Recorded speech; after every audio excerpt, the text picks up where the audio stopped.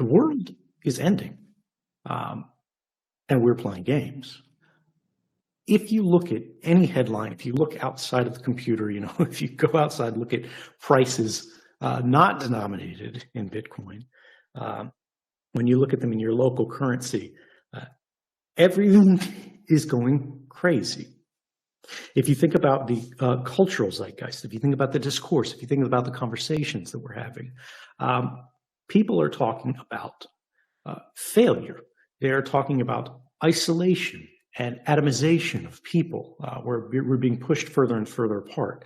The inability to imagine solutions to our current political conflicts, whether we're talking about domestically or internationally, due to the inability to compromise. While many prominent figures focus on highlighting the value proposition of Bitcoin as a store of value against the diminishing purchasing power of fiat currencies, Snowden is critical of the continual focus on the value of Bitcoin over its importance as a decentralized tool. According to Snowden, we are all part of a bigger game, and Bitcoin is one of the strongest levers in that. The systems that we are influencing, that we are exerting leverage on, such as payments and finance, will shape what the world of tomorrow looks like. Snowden's address arguably attracted the biggest gathering of visitors during the Bitcoin Amsterdam conference, as he revisited Bitcoin's role in his journey rebelling against the United States government and its wanton surveillance of citizens. In 2013, Snowden used Bitcoin to pay for the servers that hosted classified information sent to journalists that would reveal the National Security Agency's overreach into the lives of American citizens. As Snowden elaborated, Bitcoin's growing prominence has led to increasing opposition from governments, lawmakers, and legacy financial institutions. Let us now lean in and listen to all that he has to say regarding Bitcoin, its core values, and what role we play as individuals in the Bitcoin community. As you watch, don't forget to hit the like button, subscribe, and drop your comments below. Particularly in these moments of instability, that we are all part of a much bigger game. And Bitcoin is one of our strongest levers in that. The systems that we are influencing, that we are exerting leverage on, payments and finance, will shape what the world of tomorrow looks like. Now, we have to cross some hurdles to get there in a meaningful way. Right now, the reason everybody's getting excited about the price is they're thinking about ETFs or whatever. We don't really want that to be the thing that moves price, even if price is moving. Because that is a kind of subordination, that is a kind of subjugation, that is a process of taming that we see being played out. We need to look at more fundamental things we've been aware of for a while, but people simply haven't confronted, they haven't combated, they haven't engaged with in the strong and sort of meaningful way. That is hard, that is uncomfortable, that is risky, but it is necessary. Bitcoin has a privacy problem. Everybody knows it, and for as many years as I've been giving these talks now, it is still unfixed. The world has a privacy problem. Okay, so what do you do about it? People in the room go, let me do coin join. I'm going to erase this by shuffling these around, and I'll do 200 levels of mix-ins or something like that. Cool, yes. I am proud of you for knowing that it's possible, but no, stop. That's not what we're looking at. Contorting yourself to be able to fit, to pass through the keyholes of the tyranny that is surrounding us. That's not the solution. The goal is not to, wake up in the morning and be blessed with the perfect suite of knowledge and skills that will allow you to dance through the Byzantine hell of a smartphone's, evil, invisible, perfidious network traffic that is diming you out to everybody they can without asking your permission, just in order to be able to interact with society in some approximation of safely, right? You go, oh, well, I've got VPNs and I've got these things that they're blocking this. I'm using ad blockers and I've got a hardened browser and whatever. That's not the goal. And it only benefits, the smallest minority fraction. When we talked about, the old case of Lenin and these people who are, sort of putting their axe on the ground, it comes from the collective. There has to be a mass. There has to be enough people. And the more exclusive your community becomes because of the burden of knowledge that it requires to participate in it, the smaller that collective will necessarily be. And we need to recognize that the status quo of the world it is, whether it's the way sort of on-chain privacy analysis is happening, and they're tracking cross-chain transfers, and you see people tweeting this stuff out, but oh look, this person moved this, and that person moved that. That's not normal. It's not acceptable, but it is here. It's inside the room. It's on your phone. It's in your pocket. It's on the Wi-Fi. It's the cameras that watched you walk into the venue that now have vehicle recognition and person recognition baked into the algorithm. It's on the chip. It doesn't even cost the manufacturer anything extra to add in. They've just got to enable it in the software. It is everywhere. And the thing that I want you to take away from all that is that acting in secret is not freedom, right? It's not the goal. It's not that we want to liberate ourselves as the individual. We want to liberate the collective individual, and accepting that it's normal for there to be processes out there where you have to submit, a notarized photo of your taint. Let's say,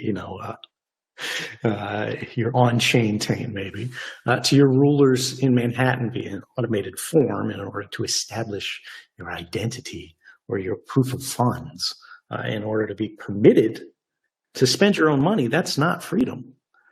The necessity of coin joins and so on, that is because you are unfree. That is proof of funds. That is proof of unfreedom. Institutional involvement in Bitcoin was another focal point of Snowden's address.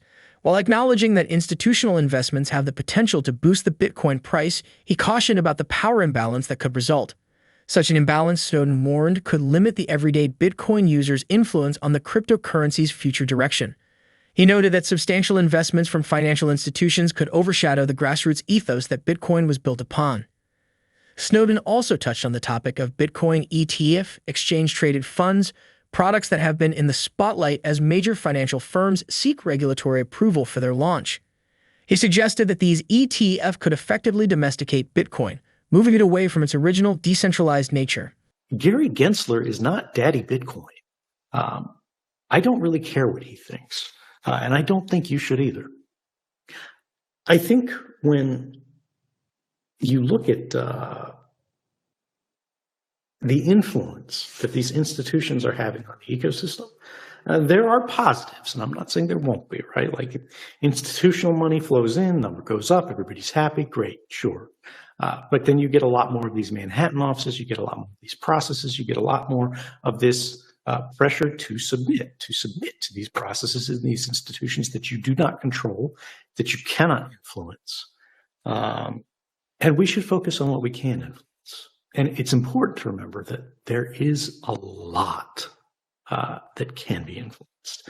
When you think about why everybody's so excited about the SEC and it's like stablecoins and everything like that, is because there's a real demand for stablecoins because they want to find a way to offset volatility. And okay, if you want to engage in that, those sort of legacy systems, you can, but don't try to emulate the dollar. Liberate it, seize it, right? Make it unowned, make it decentralized, make it private. None of the stablecoins that exist right now that I'm aware of are private by default. There are some that at least don't have blacklisting or whatever, as opposed to like a Tether or a USDC. But it's important to remember that that's not enough. Just like with Bitcoin, Bitcoin is enormously powerful, enormously useful. That's as it is. If we think about Bitcoin as how it was, there was a time when everybody thought Bitcoin payments were private, right? Just because there wasn't a name on the account. And people are still, journalists are still out there saying, oh, Bitcoin, the anonymous digital currency or whatever. We know it's not. That level of sophistication creeps up. The ledger is always out there. The ways it will be applied and exploited will only grow. What about tomorrow, right? In 2013, I used Bitcoin to pay for the servers that hosted the files that went to journalists for the archive of material that they use for the mass surveillance disclosures, right? I didn't do that with an extraordinary level of privacy because I knew inevitably it would lead back to me in time. It was just to buy time. And I knew they weren't super sophisticated at it yet. I knew they would have to find one thing and another thing and another thing to be able to track it back and connect it to my identity. And by that point, I would be off the X, right? But what about the future, right? If somebody did something like that today, I've got to imagine if there's somebody at the NSA who has like a Coinbase account or something like that, and they buy crypto, and then they see, there's some new disclosure out, some new revelation that the NSA is giving you brain worms. And they go, which employees do we have who could have possibly funded this server? There's going to be a list. It'll just be beep, boop. Here's, the 25 people who could possibly have that, who bought this at this day, have this level of on-chain activity, like it's all there. And then they go, okay, of these 25 employees, how many had access to these documents? And then you're down to 3. And then they just take them in the room and they sweat them until you know which one it realistically is. Because people do act differently in those contexts, depending on whether they do or don't have knowledge, no matter how much they might not want that to be the case. So what I mean is our space is being cut off. The space for invention, space for creation, space for transaction has been narrowed and is continuing to be narrowed. And at what point do we respond? At what point do they see our response? At what point do they stop marching off our developers to prison? And at which point do we start taking their authorities away? Because that is what Bitcoin set out to do. The United States government has become one of the largest Bitcoin holders, with over 200,000 Bitcoins worth more than $5 billion, despite selling a few thousand Bitcoins worth millions earlier this year. According to a data analysis based on public filings, crypto firm 21.co estimated that the U.S. government still holds 194,188 Bitcoins, estimated to be worth $5.3 billion. The firm noted in its analysis that these are lower bound estimations of the U.S. government holdings based on publicly available information. The analysis tracked the Bitcoin movement of the U.S. government wallets associated with the 3 largest Bitcoin seizures since 2020, namely the Silk Road seizure of 69,369 Bitcoins in November 2020, the Bitfinex hack seizure of 94,643 Bitcoins in January 2022, and the James Zhang seizure of 51,326 Bitcoins in March 2022. The government Bitcoin stash is kept primarily offline in encrypted storage devices known as hardware wallets kept under the Justice Department and the Internal Revenue Service. The U.S. government made 2 significant seizures in 2022. Seized assets do not instantly belong to the government. The U.S. Marshals Service, the principal agency charged with selling seized property, only receives possession of the seized Bitcoin after a court issues a definitive forfeiture judgment. The U.S. government also sells a portion of the seized Bitcoin from time to time through an auction system based on court liquidation orders. The most notable government auction dates back to 2014, when billionaire Tim Draper bought 30,000 Bitcoins from U.S. government auctions in 2014. However, in recent years, the U.S. government has turned to crypto exchanges to sell seized Bitcoin over public auctions.